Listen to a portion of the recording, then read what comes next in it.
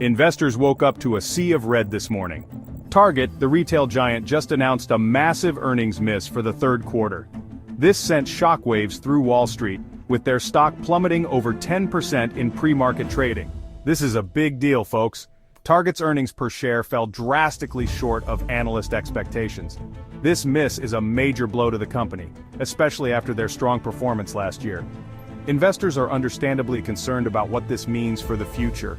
Is this a blip on the radar, or a sign of bigger problems to come? Let's break down the numbers to understand the severity of this earnings miss.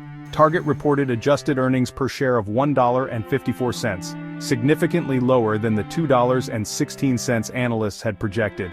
Ouch! This represents a whopping 29% decline compared to the same period last year. Revenue also fell short of expectations, coming in at $26.52 billion compared to the anticipated $27.97 billion. This miss, while not as drastic as the earnings per share shortfall, still paints a picture of slowing growth for the retail giant.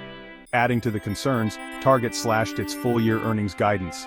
They now expect adjusted earnings per share to be in the range of $7 to $7.20, a significant drop from the previous guidance of $7.75 to $8.75.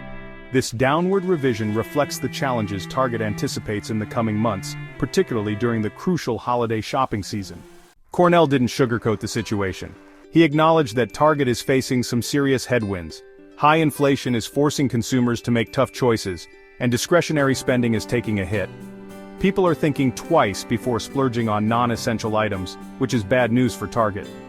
Cornell also pointed to increased costs as a major factor in the earnings miss.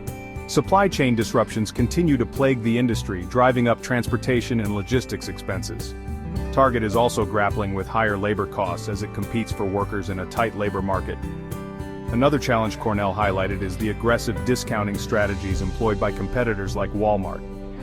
In a bid to attract budget-conscious consumers, these retailers are slashing prices, forcing Target to follow suit and squeezing its profit margins. So, what does the future hold for Target? The stock market's reaction reflects the uncertainty surrounding the company's prospects.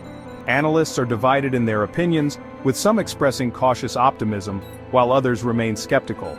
Some analysts believe that Target's strong brand recognition, loyal customer base, and investments in its omni-channel capabilities will help it weather the storm.